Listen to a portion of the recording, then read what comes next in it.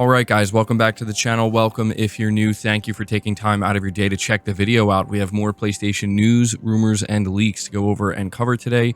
We are starting with Santa Monica Studios' new IP that we know has been in development for a very long time now, and apparently we have some leaked information about this game on top of some leaked concept art. Now, I'm not going to be able to show the concept art for obvious reasons, but the link to the Gaming Leaks and Rumors subreddit will be down below, so you can go check it out for yourself if you're interested.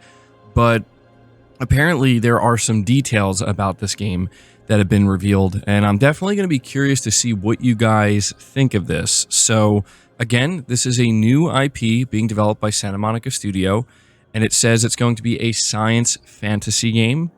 The plot is going to be set in the future. Humanity has been reduced to the medieval era.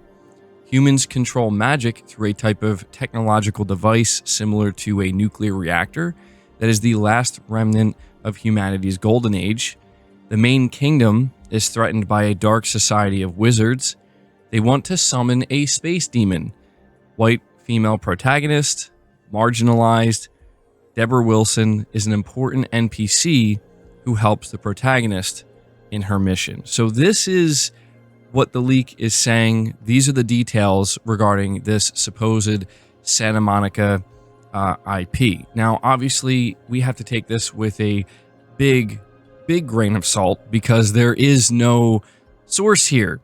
In fact, I think this stuff was even uploaded to 4chan, so that this could be complete nonsense. But at the same time, we have kind of been waiting to hear about this Santa Monica IP. It's been in development, I think, since like 2018 or 2019. It's been a very long time, and people think that this is the year it's actually going to be revealed. And so I'm just going to kind of leave it there. It's up to you if you choose to believe this or not, but right now this is pretty much the only thing we have to go off of when it comes to this new Santa Monica IP. So let me know your thoughts on that. We're going to move on to the next topic here, which talks about Kingdom Come Deliverance 2 and how it's apparently a technical powerhouse on the PS5 Pro, according to Digital Foundry.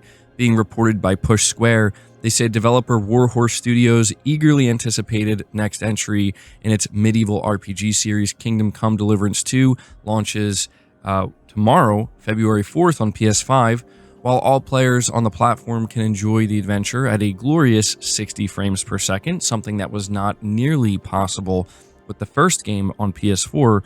Owners of the PS5 Pro, the most powerful console ever made, can especially anticipate some incredible gains. The wizards at Digital Foundry have put the ambitious historical Skyrim-like WRPG through its paces and found that the long wait between games has been well worth it, at least from a technical perspective. The table shows each platform and how it performs relative to the others. Warhorse seems to have delivered a worthy showpiece for your fancy PS5 Pro, fulfilling Mark Cerny's promise of fidelity mode visuals at performance mode frame rates. And so, yes, this is something that Digital Foundry has discovered while doing their analysis of Kingdom Come Deliverance 2. Not only is it running at 60 frames per second on the PS5 Pro, but it seems to be running at a much higher visual clarity, I guess. You're just seeing much more visual detail. And basically what we are seeing, as they put it, is the fidelity mode running at 60 FPS. So this is great to see. A lot of people are excited for Kingdom Come Deliverance 2. I thought that this was just kind of worth noting because, as we go into 2025, we're going to want to be paying attention to see if developers are actually taking advantage of the PS5 Pro. So those who purchased it feel as though they're actually, it's being utilized. I think that's the expectation, right? It's also worth noting that they did a analysis for Sniper Elite Resistance, and they found basically something similar on the PS5 Pro. It is running at 60 FPS, but overall the visual clarity and detail is much higher on the PS5 Pro, with essentially putting it in like a fidelity mode running at 60 FPS. We're going to move on to the next topic though, which talks about ex-PlayStation boss Shawn Layden chiming in on the current situation with Microsoft. Being reported by Push Square, it says former Sony executive Shawn Layden, who has never been shy about sharing his thoughts on one-time nemesis Xbox, says Microsoft is incredibly well positioned to become a multi-platform powerhouse like Sega, provided the company ditches those pesky consoles. An interview podcast we find ourselves increasingly citing, one that continues to get knowledgeable and interesting guests. Shawn Layden appeared on Kiwi Talks, thanks to VGC, and explained his thinking on Microsoft's battle plan. Multi-platform is a strategy, particularly in a world where the cost of development is increasing so dramatically. What does it do to their brand? It makes the conversation harder to create FOMO, or fear of missing out. You're trying to do that by bringing everyone to your platform by saying, if you're not here, you're missing out.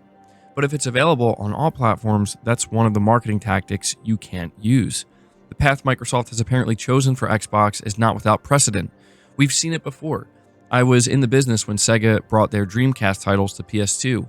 In time, Sega became a software-only company with a great transformation, so it has historical precedence. So this is what Shawn Layden is saying, and I feel like he's kind of pointing out the obvious here, but it's interesting that he's talking about Microsoft and liking them to Sega.